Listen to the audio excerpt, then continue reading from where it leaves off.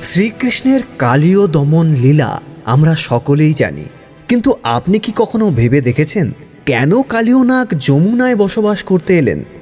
কি এমন ঘটেছিল যার জন্য যমুনার এক অংশ হয়ে উঠেছিল মৃত্যুর উপত্যকা? এই প্রশ্নের উত্তর লুকিয়ে আছে এক পৌরাণিক অভিশাপে।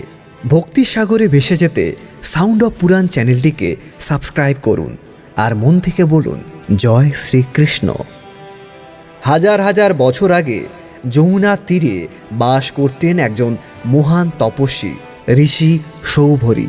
তিনি ছিলেন অত্যন্ত কঠোর সাধক। সাধারণ ঋষিদের মতো তিনি মাটিতে বসে নন, তিনি তপস্যা করতেন যমুনা নদীর তলায়।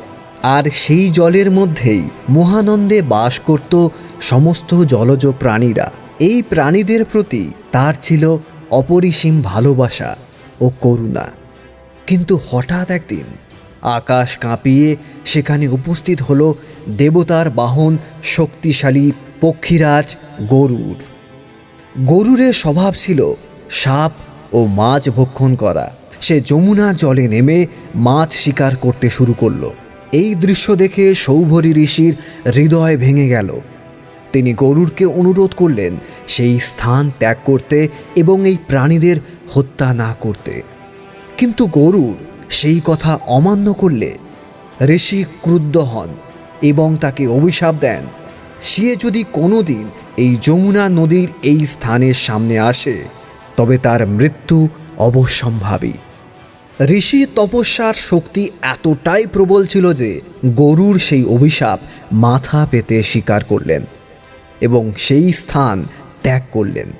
কিন্তু এই সুযোগে সেখানে বাসা বাঁধল কালিয়া নাগ। সে জানত গরুড় এখানে আসতে পারবে না, তাই সে নিশ্চিন্তে তার বিষ ছড়াতে লাগলো। ফলে ধীরে ধীরে যমুনার জল কালো ও বিষাক্ত হয়ে উঠল। সেই জল পান করে মরে যেতে লাগলো সমস্ত জলজ প্রাণী ও পশু পাখিরা।